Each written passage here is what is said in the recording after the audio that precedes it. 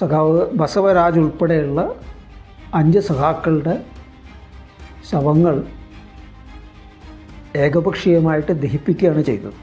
അവരുടെ ബന്ധുക്കൾ അത് ഏറ്റെടുക്കാനായിട്ട്, ശവങ്ങൾ ഏറ്റെടുക്കാനായിട്ട് തങ്ങളുടെ സൗകര്യം പോലെ നാട്ടിൽ കൊണ്ടുപോയി ശവസംസ്കാരം നടത്താനായിട്ട് ആവശ്യമായിട്ടുള്ള എഴുത്തുകുത്തൊക്കെ നടത്തിക്കൊണ്ടിരിക്കുമ്പോൾ, പോലീസ് സ്റ്റേഷനിൽ നടത്തിക്കൊണ്ടിരിക്കുമ്പോഴാണ് അപ്പുറത്ത് അതിന് ശവങ്ങൾ ഏറ്റെടുക്കാൻ വേണ്ട തെളിവുകളോ അതിനെ സാക്ഷ്യപ്പെടുത്തുന്ന കടലാസുകളോ ഒന്നുമില്ല എന്നുള്ള കള്ളന്യായം പറഞ്ഞുകൊണ്ട് അത് ദഹിപ്പിച്ചത്. തിരുവനന്തപുരത്തുള്ള ഒരു ദളിത് സ്ത്രീയെ കള്ള ആരോപണങ്ങളുടെ പിൻബലത്തിൽ ഭീകരമായി മാനസികമായി പീഡിപ്പിച്ച ഒരു അനുഭവമാണ് പേരൂർക്കട സ്റ്റേഷനിൽ ബിന്ദു എന്ന ദളിത് സ്ത്രീക്കുണ്ടായ അനുഭവം.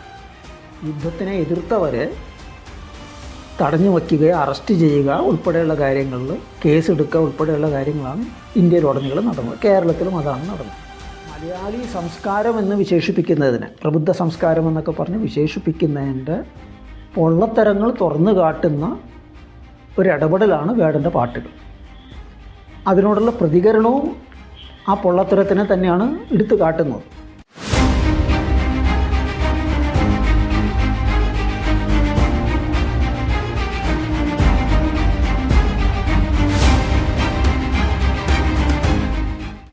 കഴിഞ്ഞ ആഴ്ച മോഡി ഭരണം കൊലപ്പെടുത്തിയ സഖാക്കളെ അനുസ്മരിച്ചുകൊണ്ടാണ് ഇപ്രാവശ്യത്തെ നേരും നിറവും പ്രഭാഷണ പരമ്പര ആരംഭിക്കുന്നത്. മോഡി ഭരണം മാവോയിസ്റ്റ് വിപ്ലവ ശക്തികളെ എത്രമാത്രം ഭയപ്പെടുന്നു എന്നതിൻ്റെ പ്രകടമായ തെളിവായിരുന്നു അവരുടെ കൊലയിലേക്ക് നയിച്ച സംഭവങ്ങളും തുടർന്ന് ആ വിഷയം അവർ കൈകാര്യം ചെയ്ത രീതി. ഏകപക്ഷീയമായ വെടിനിർത്തൽ പ്രഖ്യാപിക്കുകയും പൗരസമൂഹത്തിൻ്റെ ആഹ്വാനം മാനിച്ചുകൊണ്ട് സമാധാന ചർച്ചയ്ക്ക് തയ്യാറാവുകയും ചെയ്തിട്ടും CPI മാവോയിസ്റ്റിനെ ഒന്നടങ്കം നശിപ്പിച്ച് അടങ്ങൂ എന്ന നിലപാടിലാണ് സംഘീ ഭരണം ആ വേട്ട നടത്തിയത്.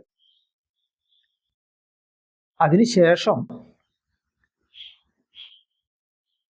അവരുടെ ഭരണഘടന, അവരുടെ കോടതികൾ എല്ലാം നൽകിയിരിക്കുന്ന ഉത്തരവുകളെ ലംഘിച്ചുകൊണ്ട്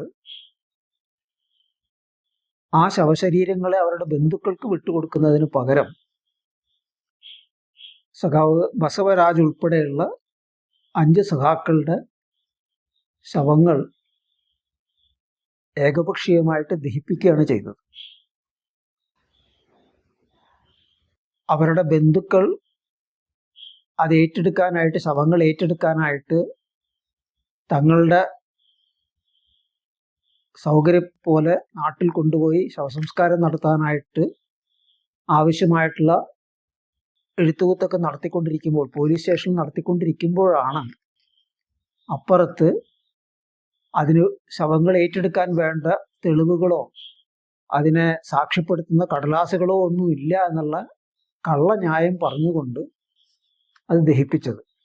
അതിന് കുറച്ച് ദിവസം മുമ്പ് ആന്ധ്ര ഹൈക്കോടതിയിലുള്ള ഒരു റിറ്റ് പെറ്റീഷന് മറുപടി പറഞ്ഞുകൊണ്ട് ആ ശവശരീരങ്ങൾ പോസ്റ്റ്മോർട്ടത്തിന് ശേഷം വിട്ടുകൊടുക്കുന്നതായിരിക്കും എന്ന് ഛത്തീസ്ഗഡ് സർക്കാരിൻ്റെ തന്നെ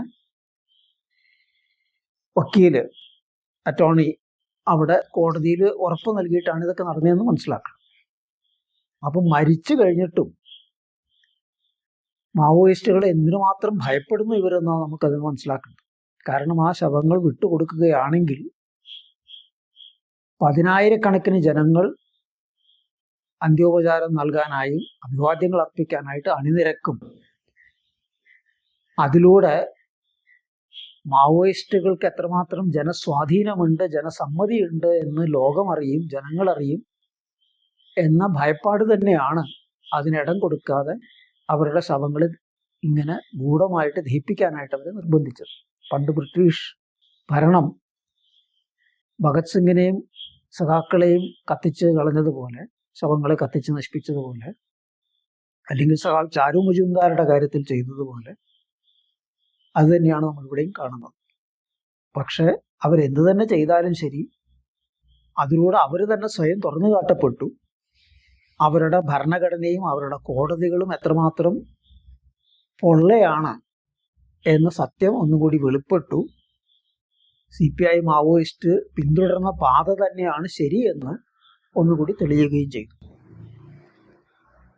രക്തസാക്ഷികളായ ആ സഖാക്കൾക്കും മറ്റു സഖാക്കൾക്കെല്ലാം അഭിവാദ്യങ്ങൾ അർപ്പിച്ചുകൊണ്ട് മറ്റ് വിഷയങ്ങളിലേക്ക് കിടക്കുകയാണ്. മറ്റ് വിഷയങ്ങൾ എന്ന് പറയുമ്പോൾ ഇതേപോലെ തന്നെ വേറൊരു തലത്തിൽ കേരളത്തിൽ ഭരണകൂട ഉപകരണങ്ങളുടെ ജനവിരുദ്ധ സ്വഭാവത്തെ തുറന്നു കാട്ടുന്ന പല സംഭവങ്ങളാണ് സമീപകാലത്ത് നടന്നത്. അതിലൊന്ന് തിരുവനന്തപുരത്തുള്ള ഒരു ദളിത് സ്ത്രീയെ കള്ള ആരോപണങ്ങളുടെ പിൻബലത്തിൽ ഭീകരമായി മാനസികമായി പീഡിപ്പിച്ച ഒരു അനുഭവമാണ് പേരൂർക്കട സ്റ്റേഷനിൽ ബിന്ദു എന്ന ദളിത് സ്ത്രീക്ക് ഉണ്ടായ അനുഭവം. അതുണ്ടായി ദിവസങ്ങൾക്ക് ശേഷം പ്രതിപക്ഷ രാഷ്ട്രീയ പാർട്ടികൾ അതിന് മുതലെടുപ്പ് നടത്താൻ സാധ്യതയുണ്ടെന്ന് വന്നപ്പോൾ മാത്രമാണ് പിണറായി സർക്കാരിന് ബോധോദയമുണ്ടായത്. രണ്ട് പോലീസുകാരെ സസ്പെൻഡ് ചെയ്തു. അതോടുകൂടി ആ വിഷയം ഞങ്ങൾ കൈകാര്യം ചെയ്തു എന്ന് അവകാശപ്പെടാവുന്ന രീതിയിൽ. എന്നാൽ 2 ദിവസം മുമ്പ് അട്ടപ്പാടിയിൽ ഷിബു എന്ന് പറയുന്ന ഒരു ആദിവാസി യുവാവിനെ നടുറോട്ടിലിട്ട് മർദ്ദിച്ച് വസ്ത്രങ്ങളൊക്കെ ഊരി മാറ്റി അണ്ടർവെയർ മാത്രം ഇട്ട് ഇലക്ട്രിക് പോസ്റ്റിൽ കെട്ടി നിർത്തി ഇതിൻ്റെയൊക്കെ വീഡിയോ എടുത്ത് പ്രചരിപ്പിച്ച സംഭവമുണ്ട്. ഇത്രയൊക്കെ സംഭവിച്ചതിന് ശേഷവും ഞങ്ങൾ ഇതിനെക്കുറിച്ച് അന്വേഷിച്ചുകൊണ്ടിരിക്കുകയാണ് എന്നാണ് പോലീസ് പറഞ്ഞത്. അവസാനം ഒച്ചപ്പാടും ബഹളായപ്പോഴത്തേക്കും അതിന് ഉത്തരവാദികളായിട്ട് 2 വ്യക്തികളെ അറസ്റ്റ് ചെയ്തിട്ടുണ്ട്. പക്ഷെ അവർ പറഞ്ഞതിലും കുറച്ച് ന്യായമുണ്ട് എന്നൊക്കെയാണ് പറഞ്ഞത്. എന്ത് ന്യായമാണെന്ന് ആലോചിച്ച് നോക്ക്. നിയമം കയ്യിലെടുക്കരുത്, ക്രമസമാധാനം പാലിക്കണമെന്ന് പറയുന്ന ഈ ഭരണകൂട ഉപകരണം പോലീസ് തന്നെ ഇത്തരം നഗ്നമായ നിയമലംഘനം നടന്നിട്ട് അവർ പറയുന്നത് പോലെ, അവകാശപ്പെടുന്നത് പോലെ ആ ചെറുപ്പക്കാരൻ മദ്യവെച്ചിരുന്നു എന്ന് ധരിക്കുക, അവരുടെ വണ്ടിക്ക് നേരെ കല്ലെറിഞ്ഞെന്ന് തന്നെ ധരിക്കുക. പക്ഷേ ഈ രീതിയിൽ ആ ചെറുപ്പക്കാരനോട് പെരുമാറാൻ അത് ന്യായീകരണമാകുന്നുണ്ടോ? ഒരിക്കലുമില്ല. ഒരു ആദിവാസി ചെറുപ്പക്കാരനായതുകൊണ്ട് തന്നെയാണ് അങ്ങനെ ചെയ്യാൻ അവർക്ക് ധൈര്യം വന്നത്. ഒരു ആദിവാസി പയ്യനായതുകൊണ്ട്, ചെറുപ്പക്കാരനായതുകൊണ്ട് തന്നെയാണ് പോലീസ് ഈ രീതിയിൽ ആ വിഷയത്തിൽ ഇടപെടുന്നത്. ബിന്ദുവിൻ്റെ കാര്യത്തിൽ കണ്ടതുകൊണ്ട്. അല്ലെങ്കിൽ കുറച്ച് നാളുകൾക്ക് മുമ്പ് വയനാട്ടിൽ ഒരു ആദിവാസി ചെറുപ്പക്കാരനെ കാറിൽ ബലമായിട്ട് വലിച്ചഴിച്ചു കൊണ്ടുപോയ സംഭവത്തിൽ കണ്ടത്. ഇവിടെയൊക്കെ തന്നെ നമ്മൾ കാണുന്നൊരു കാര്യമുണ്ട്. ഭരണകൂട ഉപകരണം, അതും കൃത്യമായിട്ട് ഓർക്കണം, ഈ പോലീസ് എന്ന് പറയുന്ന, ആഭ്യന്തര വകുപ്പ് എന്ന് പറയുന്ന പിണറായിയുടെ നിയന്ത്രണത്തിലാണ്. ആ സംവിധാനത്തിന് ജനങ്ങൾക്ക് നേരെ കടന്നാക്രമിക്കാനായിട്ടുള്ളൊരു കാവൽ നായിയെ പോലെ പരിശീലിപ്പിക്കുകയും അതുപോലെ പ്രയോഗിക്കുകയും ചെയ്യുന്നതാണ് നമ്മൾ കാണുന്നത്. മാത്രമല്ല, ജനങ്ങൾക്ക് നേരെ അക്രമം ഉണ്ടാകുമ്പോൾ, മർദ്ദിതർക്കെതിരെ അക്രമം ഉണ്ടാകുമ്പോൾ അവിടെ നിയമമൊന്നുമില്ല, അവിടെ പാലിക്കേണ്ട ക്രമമൊന്നുമില്ല. ഒച്ചപ്പാടും ബഹളവും ഉണ്ടാകുമ്പോൾ മാത്രമാണ് പോലീസിന് ബോധം തെളിയുന്നത്, കുറ്റകൃത്യം രേഖപ്പെടുത്തുന്നത്, ചിലപ്പോൾ സസ്പെൻഷനിലേക്കും കാര്യങ്ങളിലേക്കും എത്തുകയും ചെയ്യുന്നത്. ഇവിടെ വീണ്ടും നമ്മൾ കാണുന്നത് ഈ ഭരണകൂട ഉപകരണങ്ങളുടെ തന്നെ ജനവിരുദ്ധ സ്വഭാവത്തെ ആണ്. അപ്പോൾ ഞാൻ ഒന്നുകൂടി തെളിച്ചു പറയുകയാണെങ്കിൽ, അടിസ്ഥാനപരമായിട്ട് ഈ അധികാരം തന്നെയാണ് ജനങ്ങളെ സംബന്ധിച്ചിടത്തോളം ഏറ്റവും വലിയ പ്രശ്നം. ജനവിരുദ്ധമായ ഈ അധികാരം, ആ അധികാരത്തെ തന്നെയാണ് ജനങ്ങൾ ചോദ്യം ചെയ്യേണ്ടത്. എങ്കിൽ മാത്രമാണ് അവരുടെ ജീവിതത്തിൽ അവർക്കൊരു മാറ്റം ഉണ്ടാക്കിയെടുക്കാൻ കഴിയുള്ളൂ എന്നാണ് ഈ അനുഭവങ്ങൾ ഓരോന്നോരോന്നായിട്ട് നമ്മളെ കാണിച്ചു തരുന്നത്. കഴിഞ്ഞ ആഴ്ച അല്ലെങ്കിൽ അതിന് തൊട്ട് മുമ്പുള്ള ആഴ്ച യുദ്ധ ആഴ്ചകളായിരുന്നു. അങ്ങോട്ട് വെടിവെക്കുന്നു, ഇന്ത്യ അങ്ങോട്ട് ആക്രമിക്കുന്നു, പാകിസ്ഥാൻ തിരിച്ചിങ്ങോട്ട് ആക്രമിക്കുന്നു.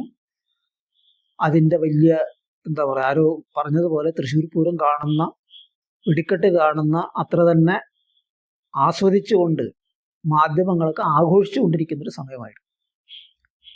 മാത്രമല്ല, ആ ആഘോഷത്തെ എതിർത്തവർ, യുദ്ധത്തിനെ എതിർത്തവരെ തടഞ്ഞു വയ്ക്കുകയോ അറസ്റ്റ് ചെയ്യുക ഉൾപ്പെടെയുള്ള കാര്യങ്ങളിൽ കേസെടുക്കുക ഉൾപ്പെടെയുള്ള കാര്യങ്ങളാണ് ഇന്ത്യയിലുടനീളം നടന്നത്. കേരളത്തിലും അതാണ് നടന്നത്. യുദ്ധത്തിനെതിരെ സംസാരിച്ച ഒരു വ്യക്തി, CPM-ന്റെ കൂട്ടത്തിലുള്ള ഒരു വ്യക്തിയാണ് M. സ്വരാജ്. പക്ഷെ സ്വരാജ് ആകട്ടെ ഒരു മാർക്സിസ്റ്റ് നിലപാടിൽ നിന്നിട്ടല്ല വിഷയത്തെ കൈകാര്യം ചെയ്യുന്നത്. നേരെ മറിച്ച് ഒരു മാനവികതയുടെ തലത്തിൽ നിന്നുകൊണ്ട് യുദ്ധമുണ്ടാക്കുന്ന നാശനഷ്ടങ്ങളെക്കുറിച്ചൊക്കെ പറഞ്ഞുകൊണ്ടാണ് അതിനെതിർക്കാൻ നിന്നത്. അപ്പോൾ നമ്മൾ ചിന്തിക്കേണ്ട ഒരു പ്രശ്നമുണ്ട്, എങ്ങനെയാണ് ഏതൊരു യുദ്ധത്തെയും നമുക്ക് വിലയിരുത്താൻ കഴിയുക? ആരാദ്യം ആക്രമിച്ചു, ആരാദ്യത്തെ വെടിപൊട്ടിച്ചു എന്നതാണോ പ്രശ്നം? അതല്ല, നമ്മളുടെ രാജ്യമാണ് വെടിപൊട്ടിക്കുന്നതിൽ ന്യായം, അപ്പുറത്തുള്ളൊരു രാജ്യം, അതിർത്തിയിലുള്ള മറ്റൊരു രാജ്യമാണ് വെടിപൊട്ടിക്കുന്നത് അന്യായം, അങ്ങനെയാണോ നമുക്കത് മനസ്സിലാക്കാൻ പറ്റുക? ഇത് രണ്ടും അശാസ്ത്രീയമായ രീതികളാണ്. കാരണം ഭരണവർഗങ്ങൾ അവരുടെ സൗകര്യാർത്ഥം പലപ്പോഴും സങ്കുചിതമായ ദേശാഭിമാനം ഇളക്കി വിട്ടുകൊണ്ട് അവരുടെ ചെയ്തികളെ മറച്ചു വയ്ക്കാറുണ്ട്. അതുകൊണ്ട് തന്നെ അങ്ങനെ ഒരു നിലപാട് നിന്നിട്ടല്ല വിഷയത്തെ നമ്മൾ മനസ്സിലാക്കേണ്ടത്. മാർക്സിസം ഇക്കാര്യത്തിൽ മുന്നോട്ട് വയ്ക്കുന്നൊരു കാഴ്ചപ്പാടുണ്ട്. അത് അടിസ്ഥാനപരമായി യുദ്ധം എന്ന് പറയുന്നത് രാഷ്ട്രീയത്തിന്റെ തുടർച്ചയാണ് എന്നത് ചൂണ്ടിക്കാണിക്കും. അപ്പൊ അതുകൊണ്ട് തന്നെ ഒരു യുദ്ധത്തിന്റെ ശരിതെറ്റ് വിലയിരുത്താനായിട്ട്, അതിന്റെ നീതിയും അനീതിയും വിലയിരുത്താനായിട്ട് നമ്മൾ ആ യുദ്ധത്തിലേക്ക് വഴിവെച്ച രാഷ്ട്രീയമാണ് പരിശോധിക്കേണ്ടി വരും. എന്ത് രാഷ്ട്രീയത്തിൽ നിന്നിട്ടാണ് യുദ്ധം അല്ലെങ്കിൽ യുദ്ധസമാനമായിട്ടുള്ള നടപടികൾ ഉണ്ടായിട്ടുള്ളത്, സൈനിക നടപടികൾ ഉണ്ടായിട്ടുള്ളത്? ഇവിടെ നമുക്കറിയാം, പഹൽഗാമിൽ ഉണ്ടായിട്ടുള്ള അക്രമം, അതിന് പാകിസ്ഥാൻ പിന്തുണയ്ക്കുന്ന ഒരു ഭീകരവാദ സംഘടനയാണ് ഉത്തരവാദി എന്ന് മോഡി ഭരണകൂടം അവകാശപ്പെടുന്നു. ആ അവകാശപ്പെടലല്ലാതെ അതിന് വ്യക്തമായ മറ്റൊന്ന് അവരൊരു പ്രസ്താവന ഇറക്കിയെന്നാണ് പറയുന്നത്. പക്ഷെ അതിനെ നിഷേധിച്ചുകൊണ്ട് അവർ തന്നെ വേറൊരു പ്രസ്താവന ഇറക്കിയിട്ടുണ്ട്. ഈ രണ്ട് പ്രസ്താവനകളുടെയും വാസ്തവം എന്തെന്ന് ഇതുവരെയും എവിടെയും വന്നിട്ടുമില്ല. ഇതിന് ഉത്തരവാദികൾ എന്ന് പറയുന്ന ആൾക്കാരെ പിടിച്ചതായിട്ട് യാതൊരു തെളിവുമില്ല. ഇതിനു മുമ്പ് നടന്ന ചില സംഭവങ്ങളിൽ ഉത്തരവാദികളാണെന്നും പറഞ്ഞ് പാകിസ്ഥാനികളെ തന്നെ അറസ്റ്റ് ചെയ്തിട്ട് ഒടുവിൽ ഹൈക്കോടതി വരെ, ഡൽഹി ഹൈക്കോടതി വരെ വിചാരണ എത്തിയിട്ട് അവർ കുറ്റവാളികളല്ല, തെറ്റായ ആരോപണമാണെന്ന് പറഞ്ഞ് അവർ വിട്ടാക്കിയ അനുഭവമുണ്ട്. അപ്പൊ അതുകൊണ്ട് തന്നെ ആരാണ് യഥാർത്ഥത്തിൽ അതിന് ഉത്തരവാദി, ആ സംഭവത്തിന് ഉത്തരവാദി എന്നുള്ളത് ഇപ്പോഴും അവ്യക്തമായി തന്നെ നിൽക്കുക. മോഡി ഭരണം പറഞ്ഞാൽ അതേപടി നമുക്ക് ഒരിക്കലും വിശ്വസിക്കാൻ കഴിയില്ല. ഇനി അതിരിക്കട്ടെ, അതിനോടുള്ള പ്രതികരണം എന്ന നിലയ്ക്ക്, ന്യായമായ പ്രതികരണം എന്നുള്ള നിലയ്ക്കാണ് ഇത്തരം സംഘടനകളുടെ കേന്ദ്രങ്ങളെ പാകിസ്ഥാനിലും അധീന കാശ്മീരിലുമുള്ള പ്രദേശങ്ങൾ ആക്രമണം നടത്തിയത് എന്ന വാദഗതി നമ്മൾ പരിശോധിച്ചു നോക്കാം. അപ്പൊ ഇവിടെ വന്ന് അവർ ആക്രമണം നടത്തി. അപ്പൊ അതിന് കൂട്ടി നിന്നവർ, അതിനെ സംഘടിപ്പിച്ചവർ ഈ അതിർത്തിക്ക് അപ്പുറമുള്ളവരാണ്, അവരുടെ ക്യാമ്പ് അവിടെയാണ്, അതുകൊണ്ട് അവിടെ പോയി ആക്രമിച്ചു, അതിൽ തെറ്റൊന്നുമില്ല, നീതിയുക്തമായൊരു നടപടിയാണ് എന്ന നിലയ്ക്കാണ് ഈ യുദ്ധത്തിനെ അല്ലെങ്കിൽ യുദ്ധസമാനമായ നീക്കങ്ങളെ, സൈനിക നീക്കങ്ങളെ ന്യായീകരിക്കുന്നതെങ്കിൽ വരുന്നൊരു വിഷയമുണ്ട്. കഴിഞ്ഞ വർഷം ഡിസംബറിൽ പാകിസ്ഥാന്റെ യുദ്ധവിമാനങ്ങൾ അഫ്ഗാനിസ്ഥാനിൽ ഒരു ആക്രമണം നടത്തി. അതിർത്തി കടന്നിട്ടില്ല. ഇപ്പൊ നമ്മളുടെ ഇന്ത്യൻ ഭരണകൂടം അവകാശപ്പെടുന്നത് പോലെ, മോഡി ഭരണം അവകാശപ്പെടുന്നത് പോലെ അതിർത്തി കടക്കാതെ ഇവിടെ നിന്നിട്ടാണ് മിസൈൽ തൊടുത്തതെന്ന് അവരും പറഞ്ഞേക്കണം. പക്ഷെ എന്തായാലും ശരി, മിസൈൽ പോയി വീണത് അഫ്ഗാനിസ്ഥാനിലാണ്. 47 ആൾക്കാർ കൊല്ലപ്പെട്ടു എന്നാണ് താലിബാൻ ഭരണം പറയുന്നത്. അതിൽ നല്ലൊരു ശതമാനം കുട്ടികളും സ്ത്രീകളുമൊക്കെയാണ്, സാധാരണക്കാരാണ്. പാകിസ്ഥാൻ സർക്കാർ പറയുന്നത് അവിടെ തെഹ്രീക്ക് താലിബാൻ എന്ന് പറയുന്ന ഭീകര സംഘടന അഫ്ഗാനിസ്ഥാനിൽ വന്ന് ഇടയ്ക്കിടയ്ക്ക് ആക്രമണം നടത്തിക്കൊണ്ടിരിക്കുന്ന ഭീകര സംഘടനയുടെ താവളങ്ങളാണ് ഞങ്ങൾ ആക്രമിച്ചത്. കാരണം ഈ സംഭവം നടക്കുന്നതിന് മുമ്പ്, ഈ ബോംബാക്രമണം നടക്കുന്നതിന് മുമ്പ്, വിമാനത്തിലൂടെ ബോംബാക്രമണം നടക്കുന്നതിന് കുറച്ച് നാളുകൾക്ക് മുമ്പ് പാകിസ്ഥാനിലെ ഒരു സൈനിക ക്യാമ്പിന് നേരെ ഈ തെഹ്രീക്ക് താലിബാൻ ഒരു ആക്രമണം നടത്തിയിരുന്നു. അതിൽ 7 പാകിസ്ഥാൻ സൈനികർ കൊല്ലപ്പെടുകയും ചെയ്തിട്ടുണ്ടായിരുന്നു. അത് ഞങ്ങളാണ് ചെയ്തതെന്ന് പറഞ്ഞിട്ട് പിന്നീട് തെഹ്രീക്ക് താലിബാന്റെ പ്രസ്താവനയും വന്നിട്ടുണ്ടായിരുന്നു. അപ്പോൾ അതിന് ഒരു പ്രതികരണം എന്ന നിലയ്ക്ക്, പ്രതികാരം എന്ന നിലയ്ക്കാണ് അവരുടെ താവളങ്ങളിൽ പോയി ആക്രമിച്ചതെന്നാണ് പാകിസ്ഥാൻ ഭരണം പറയുന്നത്. ഈ സംഭവത്തെ ഇന്ത്യൻ സർക്കാർ, മോദി സർക്കാർ അപലപിച്ചിട്ടുണ്ട്. മറ്റൊരു രാജ്യത്തിൽ പോയി ഇങ്ങനെ ബോംബാക്രമണം നടത്തുന്നത് തീരെ ശരിയല്ല, എന്നും പറഞ്ഞിട്ടാണ് അപലപിച്ചിരിക്കുന്നത്. അപ്പോൾ നമ്മൾ എന്താണ് മനസ്സിലാക്കേണ്ടത്? മോഡി സർക്കാർ അത് ചെയ്യുമ്പോൾ ന്യായം, പാകിസ്ഥാനിലെ സർക്കാർ ഇത് ചെയ്യുമ്പോൾ അന്യായം എന്നാണ്.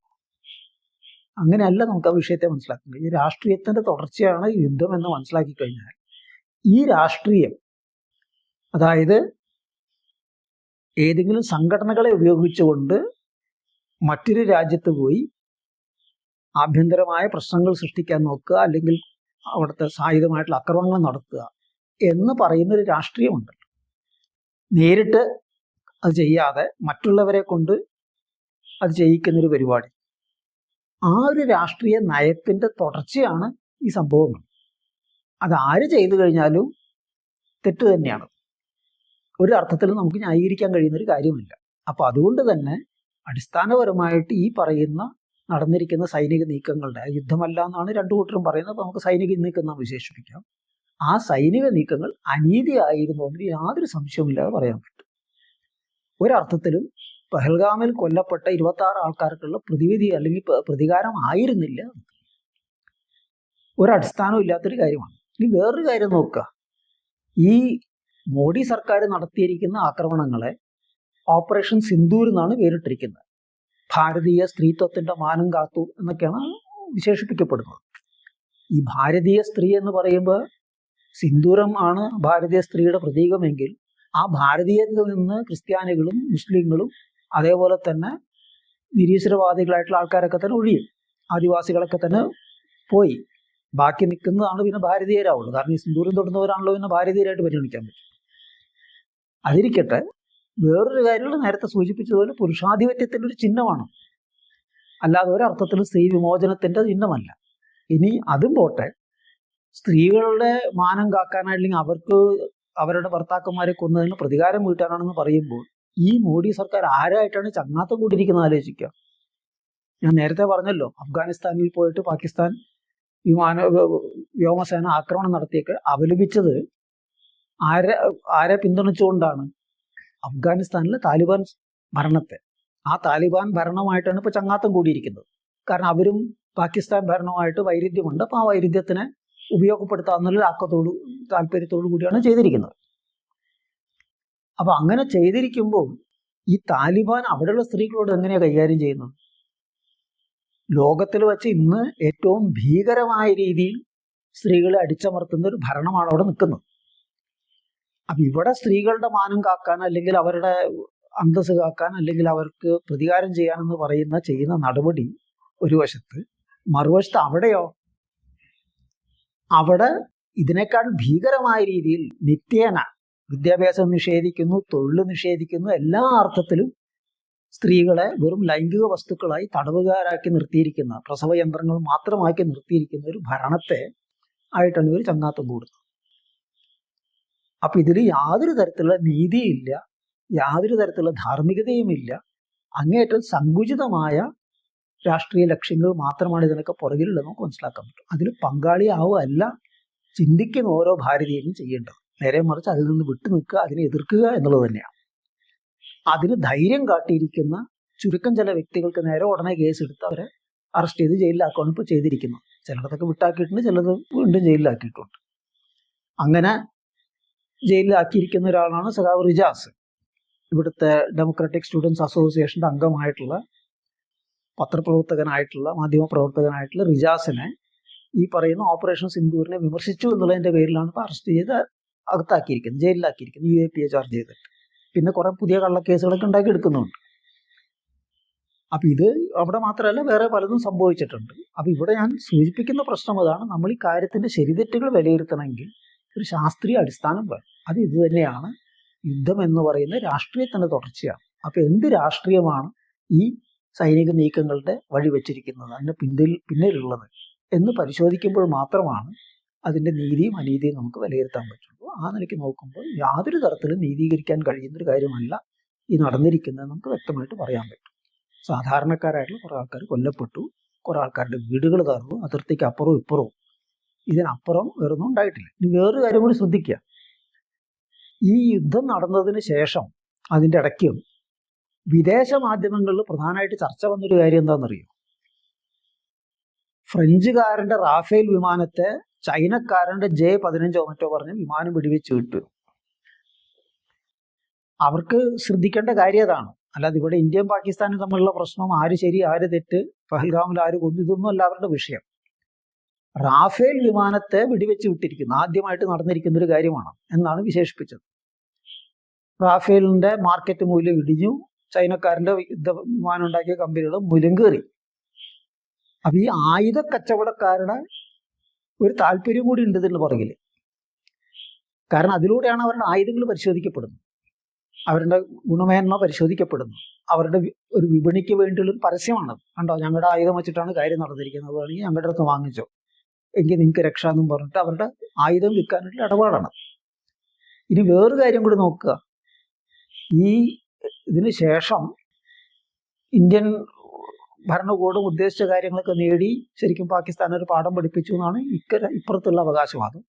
ഇതേ അവകാശവാദമാണ് അപ്പുറത്ത് നടന്നുകൊണ്ടിരിക്കുന്നത്. മാത്രമല്ല അവിടുത്തെ അതിൻ്റെ പേരിൽ ഒരു ജനറലിനെ പിടിച്ച് ഫീൽഡ് മാർഷലും ആക്കിയിട്ടുണ്ട്. അതെന്തോ ആകട്ടെ, ഇവിടെ നടക്കുന്ന വേറൊരു അവകാശവാദം എന്താണ്?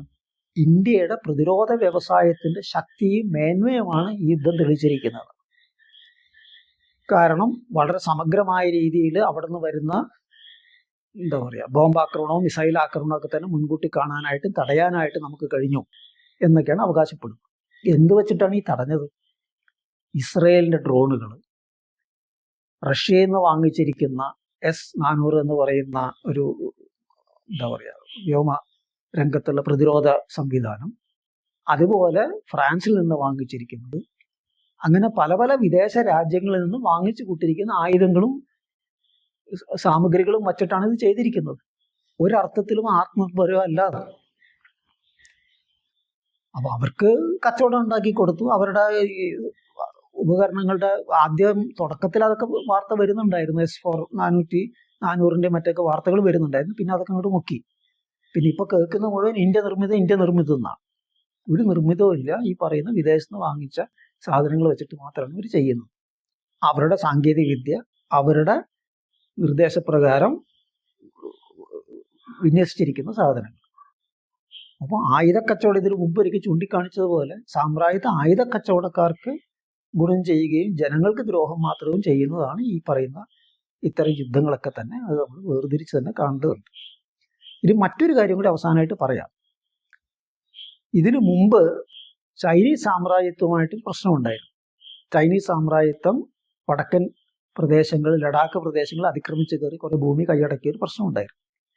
അവിടെ പരമ്പരാഗതമായിട്ട് പോയിരുന്ന ഇടയന്മാർക്ക് അങ്ങോട്ട് പ്രവേശിക്കാൻ കഴിയാത്തൊരവസ്ഥ ഉണ്ടായിരുന്നു. അത് അവിടുത്തെ പോലീസിൻ്റെ സൂപ്രണ്ട് ഓഫ് പോലീസ് അവലോകന യോഗത്തിൽ പറഞ്ഞതായിട്ട് പത്രങ്ങളിലൊക്കെ റിപ്പോർട്ട് ചെയ്തതാണ്. പക്ഷെ ഇന്നേ വരെ മോഡി ഭരണം അത് അംഗീകരിച്ചിട്ടില്ല. അങ്ങനെ ഒരു സംഭവം ഉണ്ടായിട്ടില്ല എന്നാണ് പറയും. ഒരു ഇഞ്ച് ഭൂമി പോലും നഷ്ടപ്പെട്ടിട്ടില്ല എന്ന് പറയും. കാരണം എന്താ? കാരണം വളരെ വ്യക്തമാണ്. ചൈനീസ് സാമ്രാജ്യത്തായിട്ട് മുട്ടാനിപ്പോൾ തൽക്കാലം കഴിയില്ല. അതിനുള്ള ശേഷിയില്ല എന്ന് അതിന് നല്ലപോലെ അറിയാം.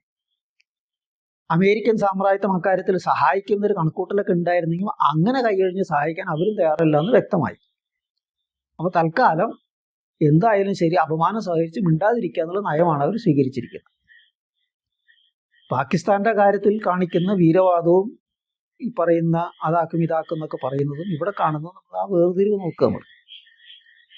അപ്പൊ യഥാർത്ഥത്തിൽ ദേശാഭിമാനമാണ് ഇവരെ നയിക്കുന്നതെങ്കിൽ അങ്ങനെയാണോ അവർ പ്രതികരിക്കുക? അപ്പൊ അതല്ല അവരുടെ വിഷയമെന്ന് നമ്മൾ മനസ്സിലാക്കണം. അതുകൊണ്ട് തന്നെയാണ് ഒരു ഘട്ടം കഴിഞ്ഞു കഴിഞ്ഞപ്പോഴത്തേക്കും അമേരിക്കൻ സാമ്രാജ്യത്വത്തിന് തലവനായ ട്രംപ് രണ്ടു കൂട്ടരെയും വിളിച്ചിട്ട് മതികടാ നിർത്തിക്കോ എന്ന് പറഞ്ഞപ്പോഴത്തേക്കും ഉടനെ പരിപാടി നിർത്തുകയും ചെയ്തു. ട്രംപ് ഒന്നും പറഞ്ഞിട്ടില്ല എന്നൊക്കെ പറഞ്ഞ് ഒരു ബഹളം കൂട്ടുന്നുണ്ടെങ്കിലും വളരെ വ്യക്തമാണ് അവർ പറഞ്ഞിട്ട് തന്നെയാണ് ചെയ്തേക്കണമെന്ന്. പക്ഷെ ഒരു കാര്യം ഓർക്കണേ, ഇത് ആദ്യത്തെ പ്രാവശ്യമല്ല.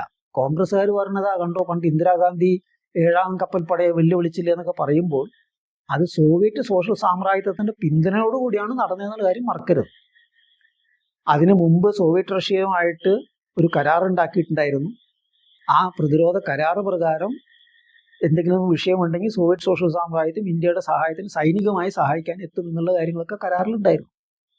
ബംഗ്ലാദേശ് യുദ്ധം നടന്നുകൊണ്ടിരിക്കുമ്പോൾ ദിനം പ്രതി പശ്ചിമ ബംഗാളിലെ വിമാനത്താവളങ്ങളിൽ സോവിയറ്റ് വിമാനങ്ങളിൽ ആയുധങ്ങളും വെടിക്കോപ്പുകളും എത്തിക്കൊണ്ടിരിക്കുകയായിരുന്നു. അതിൻ്റെ ബലത്തിൽ മാത്രമാണ് ആ യുദ്ധം നടത്താൻ അവർക്ക് കഴിയും. അപ്പം ഏതെങ്കിലും ഒരു സാമ്രാജ്യത്വ ശക്തിയെ ചാരി നിന്നുകൊണ്ട് മാത്രമാണ് ഇന്ത്യൻ ഭരണവർഗങ്ങൾ എക്കാലവും എന്തും ചെയ്തിട്ടുള്ളത്. അതിൽ കൂടുതലായിട്ടൊന്നും ഇപ്പോഴും സംഭവിച്ചിട്ടില്ല എന്ന് കൂടി ഇന്ന് പറയേണ്ട ആവശ്യമുണ്ട്. അതിൽ മാത്രമാണ് ആ വിഷയത്തെക്കുറിച്ച് പറയാനുള്ളത്. ഇനി സംസാരിക്കാനുള്ളത് വേടനെ കുറിച്ചാണ്. വേടൻ്റെ വിഷയം ഇപ്പോഴും കത്തി നിൽക്കുകയാണല്ലോ, ഇങ്ങനെ ഇടയ്ക്കിടയ്ക്കത് വന്നുകൊണ്ടിരിക്കുകയാണ്. അപ്പോൾ അതിൽ ശശികല, ഹിന്ദു ഐക്യവേദി എന്ന് പറയുന്ന സംഘടനയുടെ നേതാവ്, അതുപോലെ തന്നെ കേസരിയുടെ പത്രാധിപർ, ഇവരൊക്കെ തന്നെ വേടനെതിരെ ചാടിയിറങ്ങിയ സംഭവങ്ങൾ കണ്ടതാണ്. അതിനിടയിൽ CPM-കാർ വേടനെ ദത്തെടുക്കാനായിട്ട് ശ്രമവും നടത്തുന്നുണ്ട്. അത് വിലപ്പോവോ ഇല്ലയോ എന്നുള്ളത് കണ്ടറിയേണ്ട ഒരു കാര്യമാണ്. പക്ഷെ ഏതായാലും തൽക്കാലം അങ്ങനെ കാര്യത്തിലേക്ക് പോയിട്ടില്ല. ഈ ഒരു സാഹചര്യത്തിൽ ഈ വേടനെ കുറിച്ചുള്ളൊരു ചർച്ച തന്നെ അനാവശ്യമാണ്. അത് യഥാർത്ഥ വിഷയങ്ങൾ ശ്രദ്ധ തിരിച്ചുവിടാൻ ചെയ്യുന്നതാണെന്നൊക്കെ പറഞ്ഞ് ചില അഭിപ്രായങ്ങൾ കാണാനിടയായി. പക്ഷെ അതങ്ങനെയല്ല കാര്യത്തെ കാണേണ്ടത്. അത് കാര്യമാത്ര പ്രസക്തമായൊരു വിഷയം തന്നെയാണ്. കാരണം മലയാളി സംസ്കാരം എന്ന് വിശേഷിപ്പിക്കുന്നതിന്, പ്രബുദ്ധ സംസ്കാരം എന്നൊക്കെ പറഞ്ഞ് വിശേഷിപ്പിക്കുന്നതിൻ്റെ പൊള്ളത്തരങ്ങൾ തുറന്നു കാട്ടുന്ന ഒരു ഇടപെടലാണ് വേടൻ്റെ പാട്ടുകൾ. അതിനോടുള്ള പ്രതികരണവും ആ പൊള്ളത്തരത്തിനെ തന്നെയാണ് എടുത്തു കാട്ടുന്നത്. ഇപ്പോൾ ഉദാഹരണത്തിന് ഈ ബ്രാഹ്മണ്യ ഫാസിസ്റ്റ് ശക്തികൾ വേടനെ വിമർശിക്കാനായിട്ട് ഉയർത്തിയിരിക്കുന്ന രണ്ട് കാര്യങ്ങൾ. ഒന്ന്, തെറി പറയുന്നു എന്നുള്ളതാണ്, പാട്ടിൽ തെറി പറഞ്ഞു എന്നുള്ളത്. മറ്റൊന്ന്, വസ്ത്രമില്ലാതെ നഗ്നനായി നൃത്തം ചെയ്തു എന്നുള്ളത്. അപ്പം എന്ത് നഗ്നതയാണ് കാണിച്ചതെന്ന് മനസ്സിലാവുന്നില്ല. ഇതുവരെ കണ്ടിരിക്കുന്ന വീഡിയോയിലൊന്നും തന്നെ അങ്ങനെ തുണിയില്ലാതെ വേടൻ നിൽക്കണ എവിടെയും കണ്ടിട്ടില്ല. ഇനി മാത്രമല്ല, ഈ തുണിയില്ലാതെ നൃത്തം ചെയ്തു എന്നൊക്കെ പറയുന്ന ആൾക്കാർ അവരുടെ പാരമ്പര്യം നോക്കിക്കഴിഞ്ഞാൽ അതിനെക്കാട്ടിലും വൃത്തികെട്ട രീതിയിൽ ഈ പറയുന്ന യാതൊരു തുണിയുമില്ലാതെ നടക്കുന്നതും അത് ഇവർ പൂജിക്കുന്നതുമായിട്ടാണ് നമ്മൾ കണ്ടേക്കണം. മറ്റേ കുംഭമേളയിലും മറ്റൊക്കെ തന്നെ. അപ്പോൾ അതൊക്കെ തന്നെ പിന്നീട് ഫേസ്ബുക്കിൽ പലരും ചൂണ്ടിക്കാണിച്ചിട്ടുണ്ട്. പിന്നെയുള്ളൊരു വിഷയം, ഈ ദളിതരുടെയും ആദിവാസികളുടെയും പരമ്പരാഗതമായ കലാരൂപങ്ങൾ ആശ്രയിച്ച് അല്ലെങ്കിൽ അതിനെ പോഷിപ്പിക്കുന്ന രീതിയിലുള്ള ഇടപെടലല്ല റാപ്പ് സംഗീതം വൈദേശികമായൊരു സാധനമാണെന്നൊക്കെയുള്ള വിമർശനമാണ്. അപ്പം ഇതിൽ ഈ അമ്പലങ്ങളിൽ ഇവരുടെ കച്ചേരി നോക്കുക, ഇവരിപ്പോൾ നടത്തുന്ന കച്ചേരികൾ നോക്കുക. ആ കച്ചേരിയിൽ ഉപയോഗിക്കുന്ന വയലിൻ എവിടെ നിന്ന് വന്ന സാധനങ്ങൾ. അപ്പം അങ്ങനെയുള്ള പല പല സാധനങ്ങളും വൈദേശികമായിട്ടുള്ളത് അവർ എടുത്തിട്ടുണ്ട്. അപ്പം മറ്റുള്ളവരത് ചെയ്യുമ്പോൾ മാത്രം അത് വൈദേശികവും അവർ ചെയ്യുമ്പോൾ ദേശീയമാവുന്നതിൽ എന്ത് യുക്തിയുള്ളത്? ഇനി തെറിയുടെ കാര്യം നോക്കുവാണെങ്കിൽ ഇതിനു മുമ്പ് ഇതേപോലെ ഒരു വിഷയം ഉണ്ടായിരുന്നു. ചുരുളി എന്ന് പറഞ്ഞിട്ടുള്ള സിനിമ ഇറങ്ങിക്കഴിഞ്ഞപ്പോൾ അതിൽ പല സംഭാഷണങ്ങളിലും പച്ചത്തെറി പറയുന്നു, അത് ശരിയായില്ല, മോശമായിപ്പോയി എന്നൊക്കെ പറഞ്ഞിട്ട് പച്ചപ്പാടുമ്പോഴുണ്ടായിരുന്നു. വാസ്തവത്തിൽ അതൊരു സവർണ ബോധത്തെയാണ് കാണിക്കുന്നത്. കാരണം ശരാശരി മലയാളി, സാധാരണ അടിത്തട്ടിൽ മാത്രമല്ല അടിത്തറക്കാരായിട്ടുള്ള ആൾക്കാർ പോലും ദൈനംദിന ജീവിതത്തിൽ പലപ്പോഴും തെറിവാക്കുകൾ ഉപയോഗിക്കാറുണ്ട്. അത് പ്രത്യേകിച്ചൊരു തെറിയായിട്ട് അവരെ കാണാറുമില്ല. കിഴക്കൻ മലയോര പ്രദേശങ്ങളിലേക്ക് പോവുകയാണെങ്കിൽ, പ്രത്യേകിച്ച് കുടിയേറ്റത്തിൻ്റെ ആരംഭഘട്ടത്തിൽ നോക്കുവാണെങ്കിൽ അത് അവിടെ ഒരു നിത്യ ഇതാണ്. ചുരുളി സിനിമയിലൊക്കെ കാണുന്ന പോലെ തന്നെ അവരുടെ സംഭാഷണത്തിൻ്റെ ഒരു ഭാഗമാണത്. ഇത് കേരളത്തിൽ മാത്രമല്ല, കേരളത്തെക്കാൾ കൂടുതലായിട്ട് നമ്മളിപ്പോൾ വടക്കേന്ത്യയിലേക്ക് പോവുകയാണെങ്കിൽ ഡൽഹി, ഹരിയാന, പഞ്ചാബ്, ഉത്തർപ്രദേശ് മുതലുള്ള പ്രദേശങ്ങൾ നോക്കുവാണെങ്കിൽ അവരുടെ സംഭാഷണത്തിൽ മുഴുവനും തെറിയാണ്. മുഴുവനും തെറിയാന്ന് പറഞ്ഞു കഴിഞ്ഞാൽ, ഉദാഹരണത്തിന് അമ്മ മോനെ തെറി കൂട്ടിയിട്ടാണ് വിളിക്കുക. എടാ മറ്റവനെ നീ എന്താ കാണിക്കണമെന്ന് ചോദിച്ചിട്ടാണ് വിളിക്കുക. തിരിച്ച് മകൻ അമ്മയോട് എടി മറ്റവളെ നീ എന്താ എൻ്റെ എന്താ പറയുക ചോറ് തരാത്തതെന്നും പറഞ്ഞിട്ടായിരിക്കും തിരിച്ച് അങ്ങോട്ട് ചോദിക്കുക. അവിടെയും അത് അവർ തെറിയായിട്ട് കാണുന്നില്ല. ഇത് നമ്മളുടെ സംസ്കാരത്തിൽ മാത്രമല്ല, ഇന്ത്യയിൽ മാത്രമല്ല, വിദേശ രാജ്യങ്ങളിൽ നമുക്ക് കാണാൻ പറ്റും. ഇംഗ്ലീഷിലൊക്കെ തന്നെ വ്യാപകമായിട്ടത്, അമേരിക്കയിലും മറ്റൊക്കെ തന്നെ വ്യാപകമായിട്ട് ദൈനംദിന സംഭാഷണത്തിൻ്റെ ഭാഗമാണ്. അപ്പം അത് ആ രീതിയിൽ മനസ്സിലാക്കാതെ ഇതെന്തോ ഭയങ്കര അപരാധമാണ് ഈ കാണിച്ചു കൂട്ടുന്നതെന്ന് പറയുന്ന, അത് സംസ്കൃതത്തിൽ തെറി പറഞ്ഞാൽ തെറിയല്ല, മാന്യമായ സാഹിത്യം. പച്ച മലയാളത്തിൽ പറയുമ്പോൾ ഒരു തെറി എന്ന് പറയുന്നത് കൃത്യമായിട്ടൊരു സവർണ ബോധമാണ്. ആ സവർണ ബോധത്തിനെ വെല്ലുവിളിക്കുകയാണ് ഇത്തരം വാക്കുകൾ പാട്ടിൽ ഉപയോഗിക്കുന്നതിലൂടെ വേടൻ ചെയ്യുന്നത്. വളരെ ആവശ്യമായിട്ടൊരു കാര്യം തന്നെയാണ്. അപ്പൊ അതുകൊണ്ട് ആ സാംസ്കാരിക ഇടപെടലിനെ കൃത്യമായിട്ട് അതിൻ്റെ ഈ പ്രാധാന്യത്തോട് നമ്മൾ മനസ്സിലാക്കേണ്ടതുണ്ട്. കാരണം ബ്രാഹ്മണ്യ ഹിന്ദുത്വ ഫാസിസം ഇന്ന് മലയാളികൾക്കിടയിൽ സാമാന്യമായിട്ട് എല്ലാ തട്ടിലുമുള്ള സാമ്പത്തികമായിട്ടും സമൂഹത്തിൻ്റെ എല്ലാ തട്ടിലും എല്ലാ ജാതികൾക്കിടയിലും അരിച്ചിറങ്ങിയിട്ടുണ്ട്. അതിൻ്റെ സാംസ്കാരിക മൂല്യങ്ങൾ അരിച്ചിറങ്ങിയിട്ടുണ്ട്. അത് ഇടതുപക്ഷമായാലും കൊള്ളാം, ആരായാലും ശരി, എല്ലാത്തിലും അത് കാണാൻ പറ്റും. അപ്പം അത്തരമൊരു സാഹചര്യത്തിൽ അതിനെ ചോദ്യം ചെയ്യുക, അതിനെ വെല്ലുവിളിക്കുക, അതിനൊരു ബദലുണ്ടാക്കിയെടുക്കുക, പ്രത്യേകിച്ച് യുവജനങ്ങൾക്കിടയിൽ ശക്തമായൊരു അതിനോടൊരു പ്രതിരോധം ഉണ്ടാക്കിയെടുക്കുക എന്നുള്ളത് വളരെ പ്രാധാന്യമുള്ളൊരു കാര്യം തന്നെ, വളരെ അത്യാവശ്യമാണ്.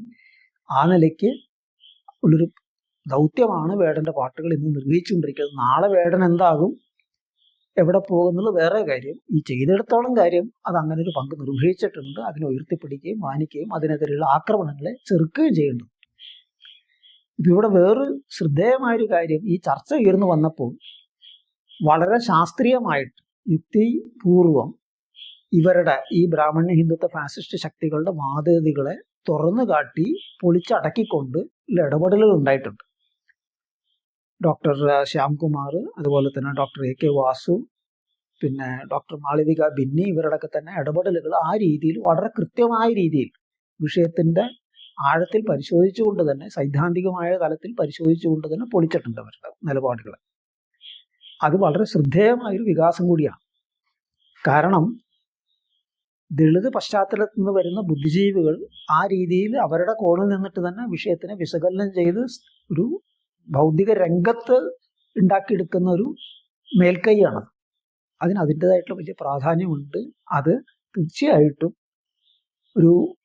മറ്റൊരു പുതിയൊരു സാംസ്കാരിക അവബോധം ഉണ്ടാക്കിയെടുക്കുന്നതിൽ നിർണായകമായി പങ്കുവഹിക്കും എന്നുള്ള കാര്യത്തിൽ യാതൊരു സംശയവുമില്ല. വളരെ നല്ലൊരു കാര്യമാണ്, സ്വാഗതാർഹമായ കാര്യമാണ്. അപ്പം ഇത്രയും കാര്യങ്ങളാണ് ഇന്ന് പറയാനുള്ളത്. അവസാനിപ്പിക്കാം. അഭിവാദ്യം.